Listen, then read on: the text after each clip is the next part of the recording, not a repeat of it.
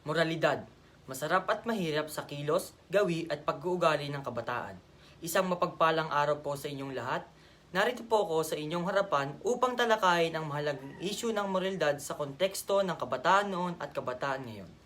Ang aspetong ito ng ating kultura ay patuloy na nagbabago at may mga pagkakaiba at pagkakatulad na mahalagang tukuyin. Una, tayo titingin sa kabataan noon. Noong mga nakaraang dekada, ang mga kabataan ay may mas mataas na antas ng moralidad. Ang balores at kagandahang asal ay malalim na tinanim sa kanilang kalooban mula sa tahanan, simbahan at paaralan. Ang respeto sa nakakatanda, pagmamahal sa kapwa at pagsusumikap sa edukasyon ay may pangunahing haligi sa kanilang pagpapalaki. Naging tanyag ang mga prinsipyong ito sa kanilang mga isipan at puso. Ngunit sa kasulukuyang panahon, tayo titig sa kabataan ngayon. Sa ilalim ng impluwensya ng modernisasyon at teknolohiya, maaring mas komplikado ang usaping moralidad. Ang mga kabataan ngayon ay mas malawak na nahaharap sa mga pagsubok tulad ng cyberbullying, pornografiya at labis na paggamit ng social media.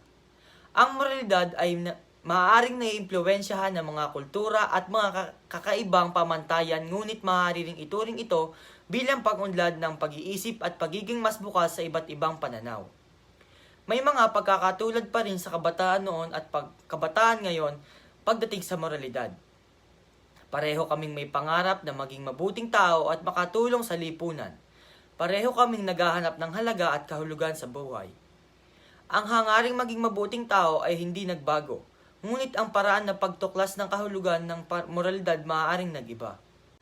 Sa huli, mahalaga na tayo magtulungan upang gabayan ang mga kabataan ngayon sa tamang landas ng moralidad. Ang mga magulang, guro at komunidad ay may mahalagang papel na ginagampanan sa pagpapalaganap ng mga tama at mabuting halaga. Dapat nating itaguyod ang respeto, pagmamahal sa kapwa at integridad bilang mga haligi ng moralidad na hindi kailanman dapat kalimutan. Sa ating pagtutulungan, maaari nating itaguyod ang mga makatao at makatarungan lipunan para sa lahat. Maraming salamat po.